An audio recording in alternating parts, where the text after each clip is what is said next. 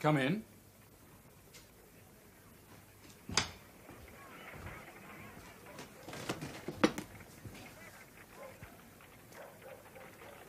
Elinor. You will think it most extraordinary conduct on my part to visit you like this unaccompanied. But I have a piece of news of such particular importance to yourself that I hope you will forgive me. Of course. Anything that Please, brings you... I will keep my visit as brief as possible. In short, I have just seen Colonel Brandon, who is so incensed by your mother's treatment of you that he wishes me to convey his desire that you should accept the living of Delaford. Colonel Brandon offers me a living. But why? For the reason I have just given. He is a good-hearted man and, like the rest of us, greatly distressed to hear of your disinheritance. Oh. Now I see it. This is your doing. You know you are too good to me. No, you are quite mistaken. Elinor? I do assure you, you owe it entirely to your own merit. I have not said one word upon the subject, and am to act merely as go-between. I was charged particularly to tell you that though the living is not a rich one, it is sufficient, together with a house, to make your marriage a possibility. The Colonel wished me to make that point perfectly clear. I see. Thank you. Now, having discharged my obligation, if you would excuse me. Oh, don't go. May I wish you every happiness for the future. Yourself and, of course, Miss Steele. If you are so bent upon leaving, when may I hope to see you again? The likelihood of our meeting, again at any rate in the near future, is not very great. We leave London, all of us, tomorrow. We are to spend one night at the Palmer's house, Cleveland, on the way down. And then the next day, Marianne and I go alone to Barton Cottage. Barton Cottage. Goodbye, Edward. Elinor, I must say something. Please. You know, don't you, what my feelings really are? Don't say any more. I said goodbye, Edward.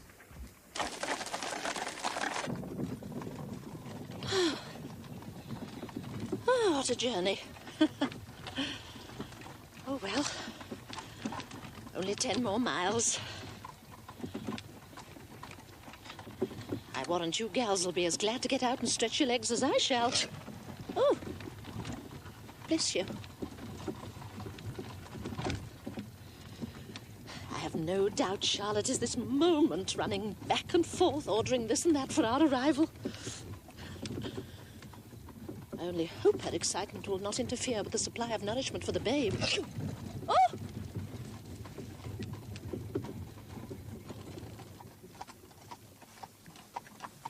There.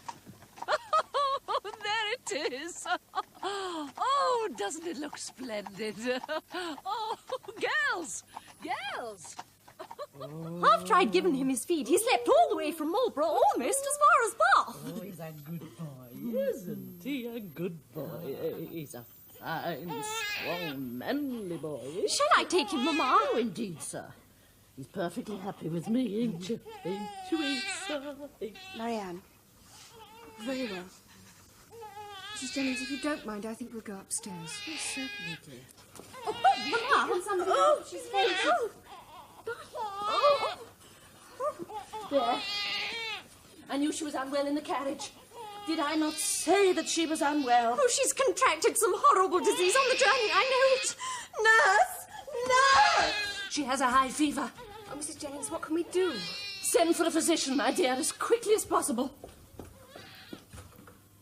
I'm afraid there can be no question of your sister continuing her journey until the fever is fully abated. None whatever. Well, how long might that be? Well, that's very hard to say, very hard to say. The crisis may not be reached for another 48 hours at least. Crisis? Yes, there's always a point of crisis in these fever cases. Putrid infection.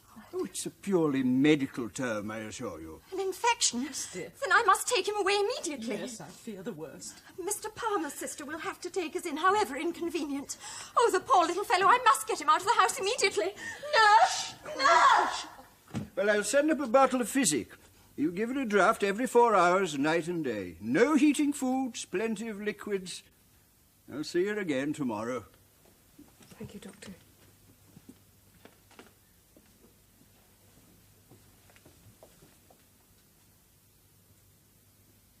I thank you. That one only need go upstairs. Oh, Colonel. Thank goodness you've come. I thought for a moment you'd be too late. Too late, madam. What's happened? Poor Marianne. Oh, of course, I knew as soon as we left Marlborough that she was unwell, but I thought perhaps it was the motion. Miss Marianne. I've never in my life been so glad to get to the end of a journey in all my days, never. Am I to understand that Miss Marianne is ill? Ill? My dear Colonel, she could scarce walk through that door, she was so weak.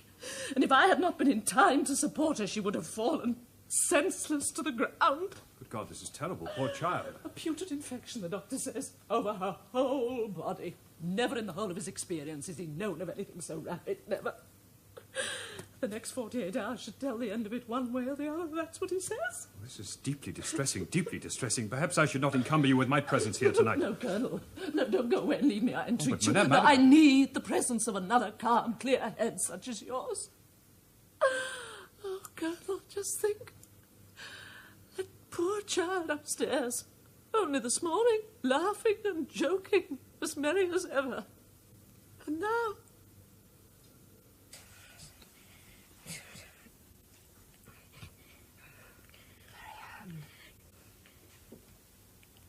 You should read Cooper. What is it? What do you want? Nobody can claim to properly inform mind who's not read Cooper. You must go to sleep, Marianne.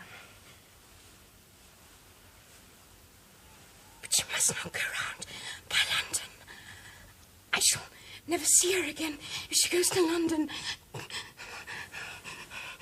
Mrs. Jennings, thank goodness you've come.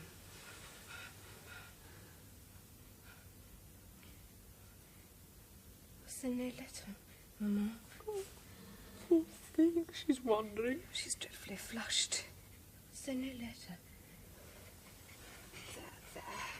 He promised he would write. He promised. He will, Marianne. Now go to sleep. No, he will not. He will not. He will not. I think we'd better send for your mother. The Colonel will go. I'm sure of it. If he were to leave now, tonight, she could be with us by this time tomorrow. I'm sure of it. I'll go and find him at once. Thank you, Mrs. Jennings. My coat, ma'am, my travelling coat. Now, there's no time for that. Give it to me.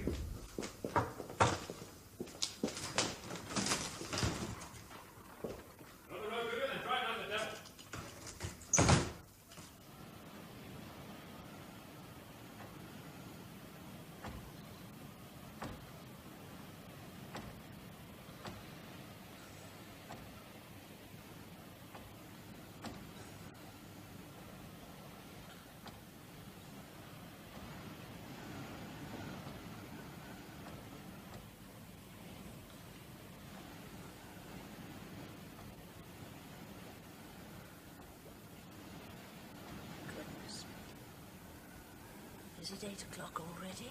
I'm a trifle early. How's she been? Peaceful.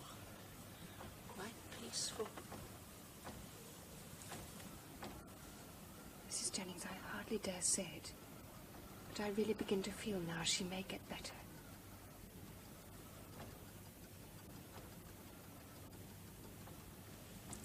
Elinor, my child, did you manage to get any sleep?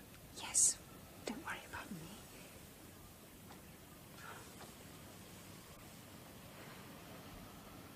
To think that in 2 hours' time, Mother and Colonel Brandon may be here.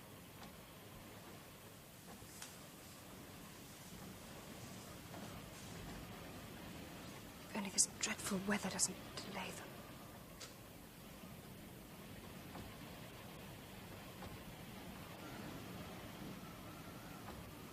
Now promise me you'll call me, mind, the moment the carriage arrives. But you may be asleep. Never mind.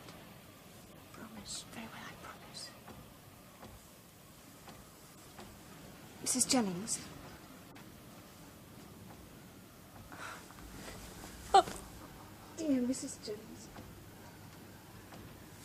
I hardly know how to thank you. Oh, fiddlesticks, fiddlesticks. I fear that at times one or other has treated you with rather less respect than is your due. Nonsense, my dear, nonsense. There's nothing I enjoy more than the company of young people. And you and your sister could not have treated me with greater sweetness and civility if you'd been my own daughters. It's very generous of you to say so, madam. Call me mind the moment the carriage arrives.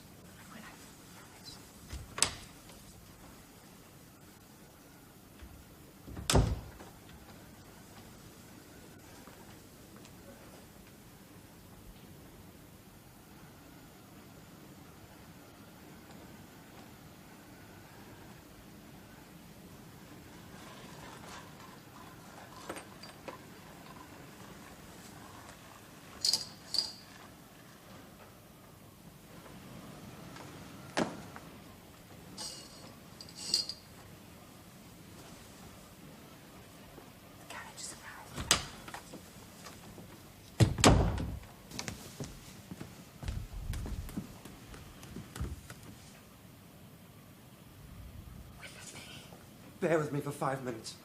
No, sir. But I've driven all the way from London. Marianne. I learned just now from the servant who let me in that she is a little better. But is it true? Was it really true? Oh, for God's sake, tell me. I mean, is she out of danger or is she not? Yes, we hope now that she is. Oh, then God be praised. If I'd known as much a while back. But since I'm here, can I ask you just to spare me a few moments? Miss Dashwood. Very well.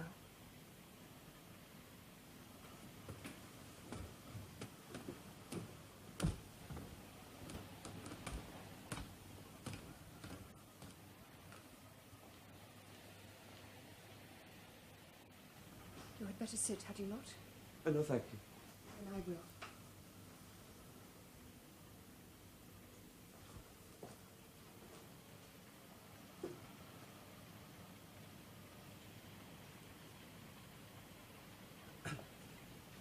When I first became intimate with your family, in those happy, far-off days, I confess that I had no other object than to pass my time in Devonshire as agreeably as possible.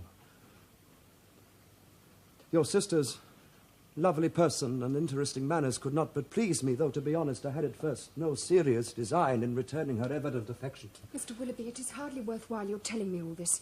Please do not pain me further in this manner. No, please, I insist on you hearing the whole of it. Please.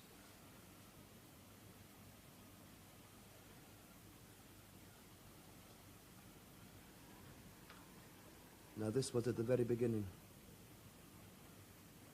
But very soon, even I, profligate though I was and am, found my heart truly moved by your sister's sweetness. Then you did at one time genuinely believe yourself attracted to her? Is there a man on earth who could have resisted her? Certainly not I, Miss Dashwood. No, the happiest hours of my life were those that I spent with her, when I still considered my intentions honorable and my feelings blameless. Though I had determined to engage her alone, to justify the attentions I had so invariably paid her. But you didn't. Alas, to what depths one can go in self-deception.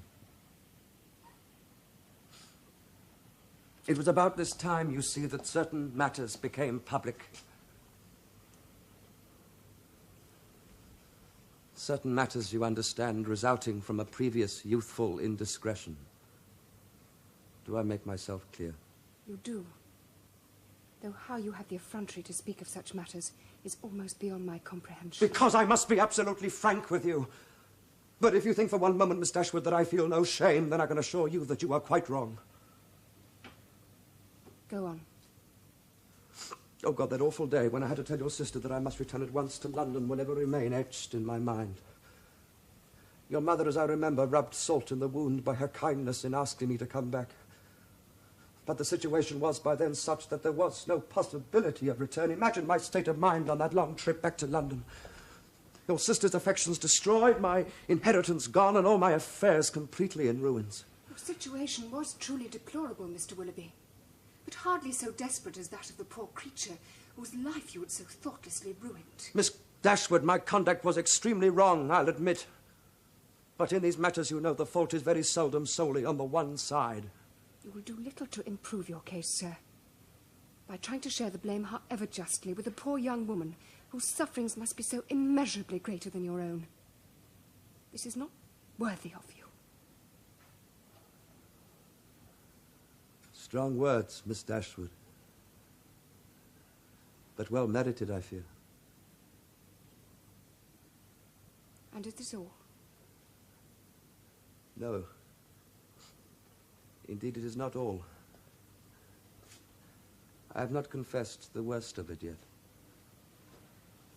For having reached the very depth, I decided that the only way of recovering my lost fortune was through marriage. Yes, I see the look upon your face. Well, if it is of any comfort to you, Miss Dashwood, I have been amply repaid for my pains. Amply. Now, does that bring you any satisfaction? No, sir, it does not. And then to come face to face with your sister like that, as beautiful as an angel, holding her hand out to me and asking me for an explanation, with those bewitching eyes looking up into mine. And Sophia on the other side, as jealous as the very devil. God, what a contemptible figure I cut. That was the last look I ever had of Marianne. And yet, when I thought of her today as really dying, it was a kind of comfort to me to imagine that I knew exactly how she would appear to those who saw her last in this world. She was ever there in my mind, before me as I traveled.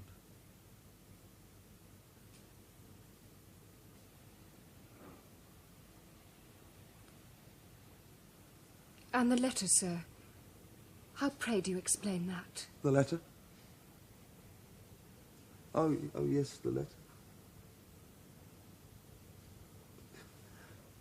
Do you not admire my wife's style of composition? Your wife's? Delicate, tender, truly feminine, is it not? But the hand was yours. Written at her dictation, I'm ashamed to say. You are very wrong, sir, to speak of Mrs. Willoughby in this way. You had a choice. It was not forced upon you. Your wife has a claim to your politeness, at least, whatever her merits may or may not be. And to speak of her so slightingly is no great atonement to poor Marianne. Once again, you're right. I stand rebuked. You are very harsh, are you not, in your moral judgments? Well, goodbye, Miss Dashwood. I thank you for bearing with me for so long. You are not driving straight back to London. Oh, yes, tell Mary. Tell your sister from me that she has never been dearer or more precious to me than she is at this very moment. I will. Thank you. Goodbye, Miss Dashwood. God bless you. Goodbye.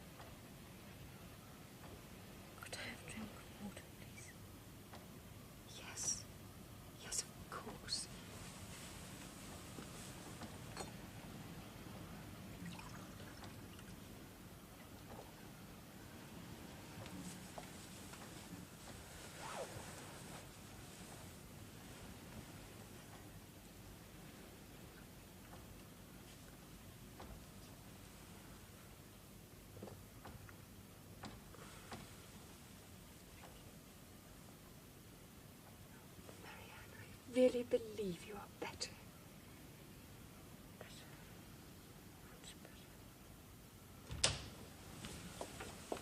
Oh, Mama. Is she? Yes. Oh, yes, she's much improved. Thank God.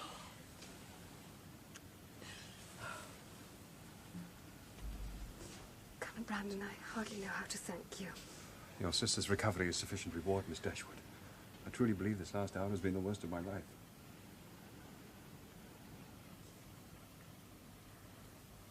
Come, we must leave them.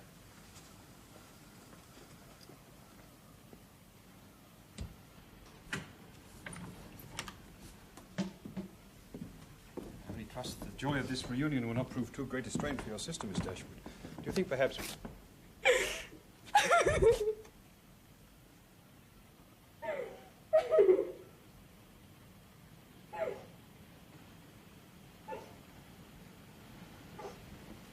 I'm sorry, how foolish. It's the relief all these dreadful days I've remained dry-eyed, and now... She's so dear, so very, very dear to me. I can well believe.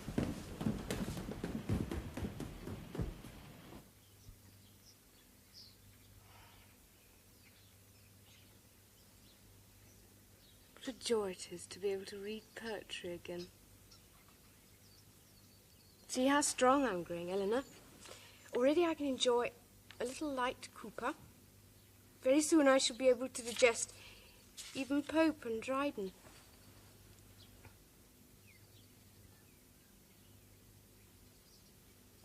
Marianne, now that you are so much stronger, I feel I should tell you something. Whilst you were at the height of your fever, I received a visit from him. Yes. Elinor, I hope you didn't speak to him. I hope you turned him from the door. I had a mind to, but Marianne, his distress was so genuine and his concern for you so deep that I could not. So? He did love you, Marianne, and indeed still does. But his dread of poverty was such that he married a rich wife, and now he is suffering for it. Suffering? Oh, he has acted abominably, I know. He knows it himself and freely admits as much. But, Marianne, there is something good in him. Must be that he should feel and speak the way he did.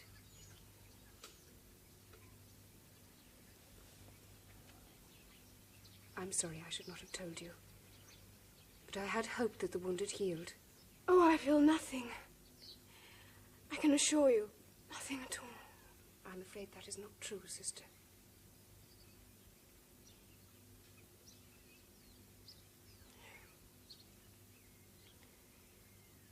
But I intend to put behind me all the foolish affections of the heart. It's my resolve that nobody shall ever hurt me again. From now on, I shall devote my life entirely to the pursuits of the mind. Is that quite understood, sister? Yes, of course, sister. Perfectly.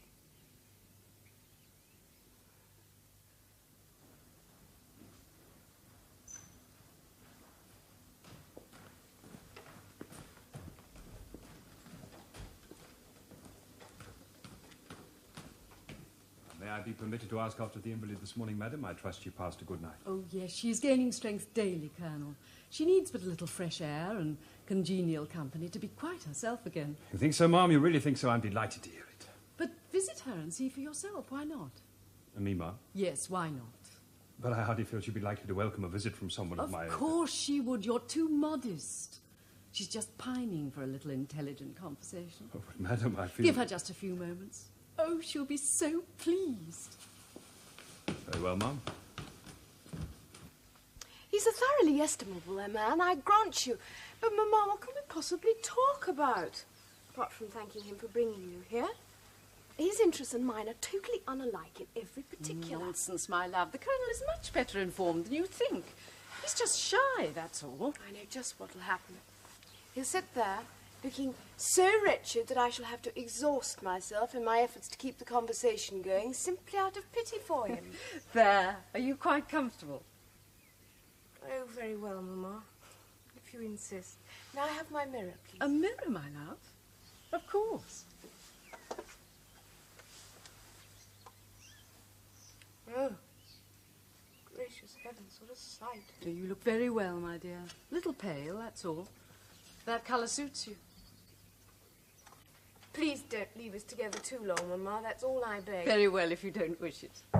Ah. Promise. Ah, Colonel, come in, come in. You're her first visitor. I feel myself greatly honoured, Mum. You don't think it'll be too much? No, assuredly not. It'll do her good. I promise I'll not stay long enough to fatigue her. Marianne? Colonel Brandon. Colonel Brandon, I must thank you for your great kindness in going to fetch my mother when you did.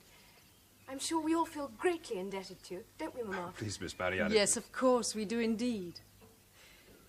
Well, now, I have some sewing to do downstairs. So I'll leave you two to have your little talk together, shall I? Oh, please, Mum, don't let me drive you away. Oh, no, please, Mamma. I'm sure poor Colonel Brandon cannot possibly wish to remain indoors on such a fine day. Oh, indeed, it'll be no great hardship, I can assure you. Goodbye, then. Goodbye, Mum. Bye, Mamma.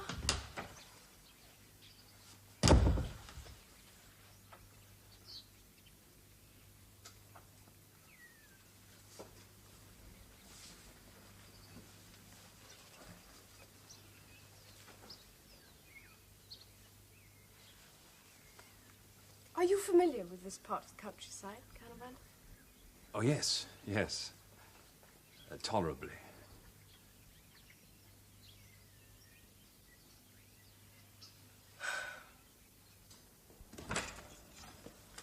Ah, there you are. At last we are alone, my love. I've scarcely had the opportunity to say a word to you since I came. Oh, Elinor, I'm so happy. I know he loves her. Who, Mamma, loves whom? Why, Colonel Brandon. He told me so himself. Well, not in so many words. But he opened his whole heart to me as we travelled. Oh, Colonel Brandon loves Marianne, you mean? Oh, Elinor, you are never like me, or I should wonder at your composure. He came out quite unawares, without design. He just could not conceal his distress. And I suppose thinking that mere friendship would not justify such strong feelings, made me acquainted with his tender, constant affection for her. He has loved her, Elinor, ever since the first moment of seeing her. Indeed, Mamma. I'm sure his regard for her far surpasses anything that Willoughby ever felt, or professed to feel. Oh. Such a noble mind, such openness, such sincerity. Nobody can be deceived in him. Do you really think so, Mamma? I'm quite sure of it, my love. I'm convinced of it. Oh, Mamma. But that's extraordinary. I must make it my business to read it again after what you say. But I feel I should warn you that he uses, well, certain words and phrases that might be offensive to a young lady. I hope you will not condemn me for my recommendation, Miss Dashwood. Colonel Brandon, you do me a grave injustice. Strong or vigorous language will never offend me where its use is truly poetic and for the purpose of heightening the picturesque, whereas the same phrase in the mouth of someone of low intelligence and no sensibility might well be utterly abhorrent. My sentiments exactly, and admirably phrased. Well, now, my darling, you mustn't get overtired. Oh, I beg your pardon, Ma'am. Oh, no. Sit down. Wait a minute. John Donne, Andrew Marvell, and of course Edmund Spenser. Well, I confess this is all quite a revelation to me, Colonel Brandon. You have made me see that up to this moment my taste has been built on far too narrow a foundation. And I was about to observe that you had done exactly the same for myself. I have to admit that Cowper has hitherto been almost unknown to me. Oh, Cooper. Marianne, it really is time you were back in bed. Yes, I really must be going. I fear I have fatigued her with my thoughtless chatter. I'm I'm not sorry. in the very least fatigued, thank you. Come and see her again, Colonel, if you'd be so kind. Tomorrow morning, before we leave. Oh, thank you, Ma'am. I'd like to. And thank you, Miss Marianne, for a most enjoyable conversation. Oh, I hope we may continue it when you come to Barton, Colonel Brandon.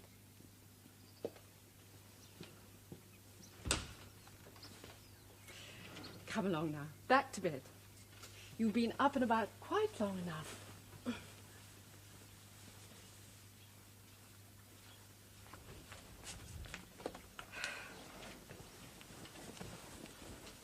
There's a well-stocked library in Barton Park, but nobody ever uses, is there not, Mamma? Yes, I believe so.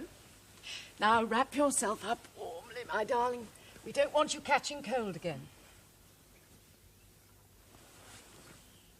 If Sir John will give me permission, I intend to use the period of my convalescence for the furtherance of my knowledge and understanding.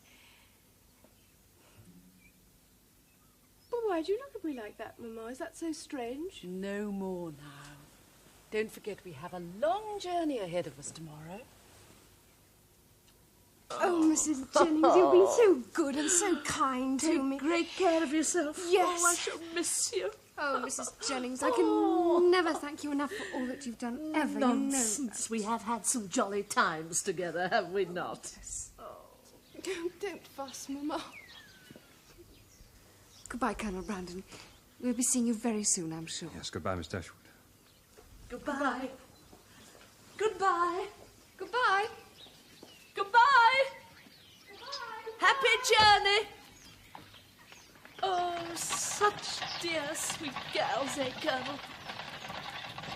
I scarce know how I shall endure without them. And with you gone, too, I shall be hard put to it for lively conversation.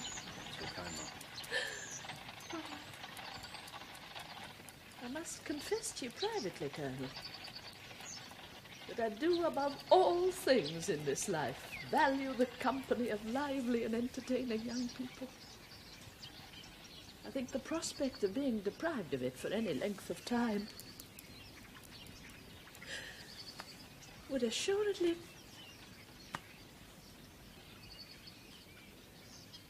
strange fellow.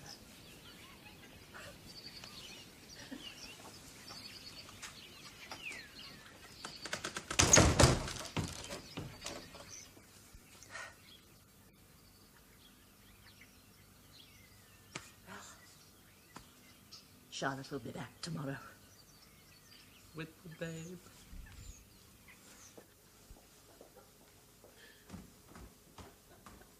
The house will soon be full again. When the weather is better and I've recovered my strength, we'll go for long walks together. Yes, yes, of course. We'll go to the farm at the edge of the down and see how the children are, and try and trace the foundations of the priory. Yes. I know the summer will pass happily away.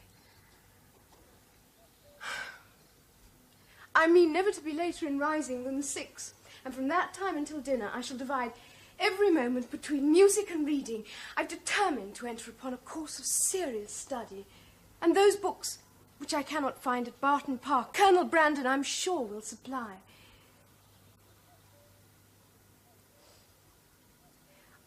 Are you familiar with the works of Spenser, sister? Spenser? I thought you found him too coarse. Oh, no, no, no, no. You misunderstand me. Spenser, Donne, Marvell. I mean to make myself thoroughly conversant with all their works. And as for music,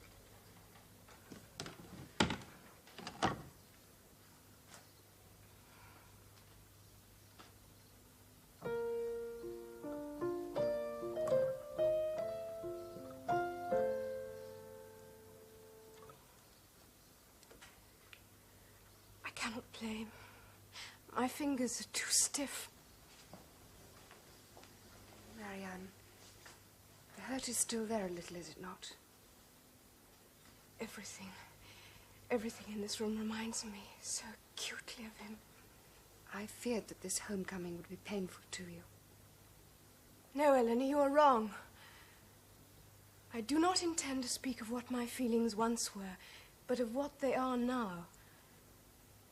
I've truly done with regret. That's all over. Oh, it would be if I could feel he was not always acting a part when he spoke to me as he did, not always deceiving me.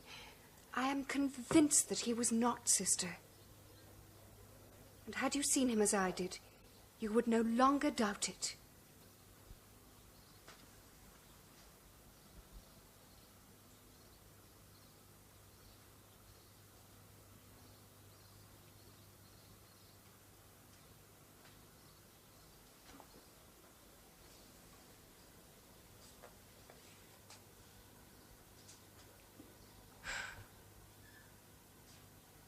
then my mind is at rest.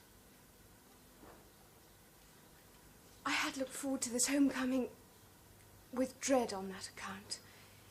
But by facing these familiar objects with all their memories, I feel I'm finally exorcising his spirit from my mind.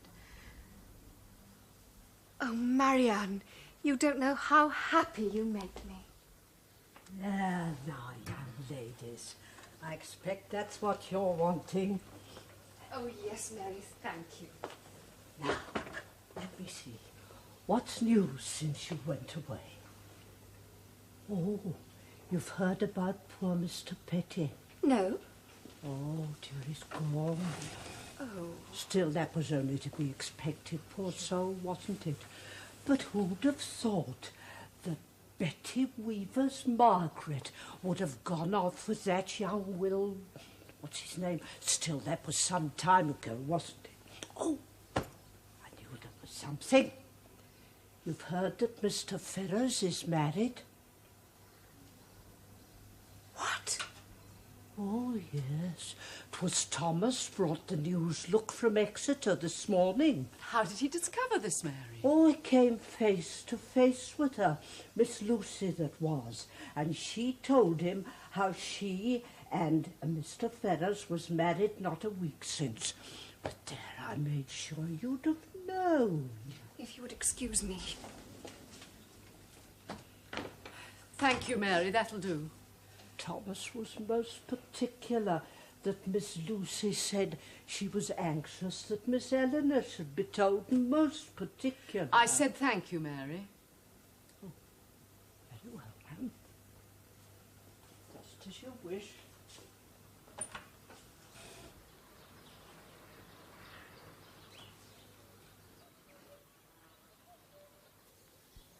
Poor Elinor. If only I could lessen the hurt. Only time can do that, as it did in your own case.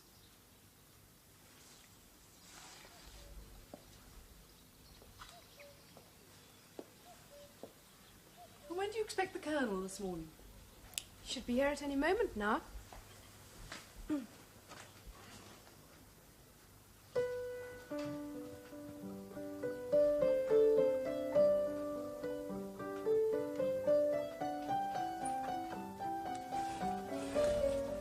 Mr. Edward Ferrars, ma'am.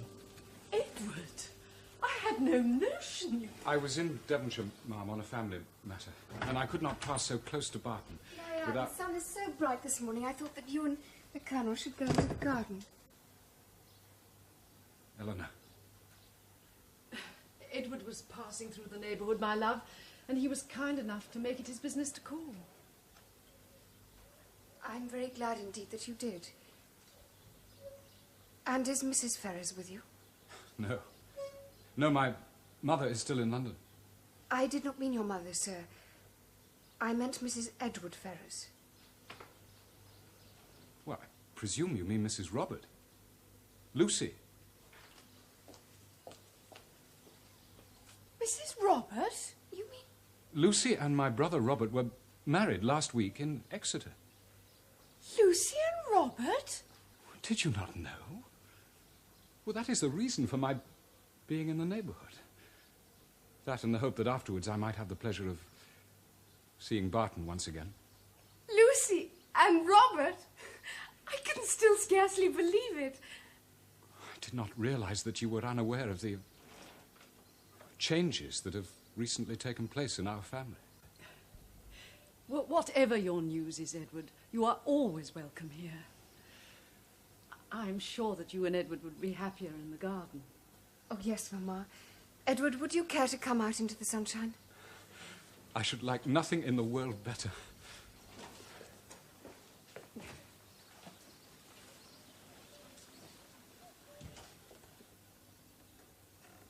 Lucy and Robert? Mamma, is that not wonderful? How richly each deserves the other. Who says now there's no such thing as poetic justice, eh? Marianne, that is the first unkind thing I've heard you say for weeks. I'm sure, my love, you are fully recovered. I am, Mamma. Thank you, Mary. I'll show myself in. I shall have to occupy myself upstairs for the remainder of the morning. Why? Good morning, Colonel. Good morning, Ma'am. I think I managed to execute all your commissions, Miss Marianne. Raslas, Prince of Abyssinia, The Mysteries of Udolpho, Decline and Fall of the Roman Empire, Volumes 2 and 3.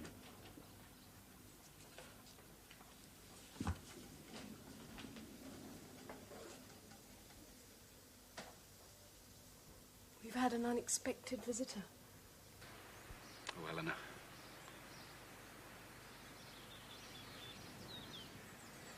I have longed for this moment from the instant of our first meeting.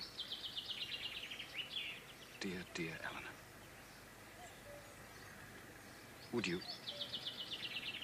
Could you possibly... No, Edward, no. But why? Well, the gravel is much too damp. We had a shower early this morning.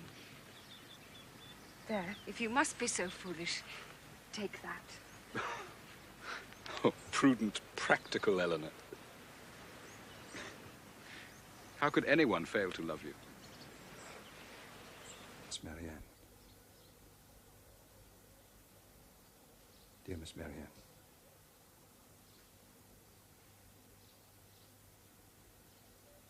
Yes, Colonel Brandon.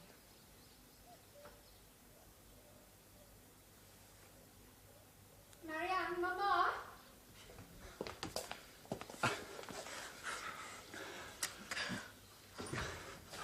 Did you call me, Elinor? Oh, Mamma, we are engaged to be married. Congratulations, then. Thank you, Colonel Brandon. And you, Ellen. And you. Congratulations. Oh, Marianne.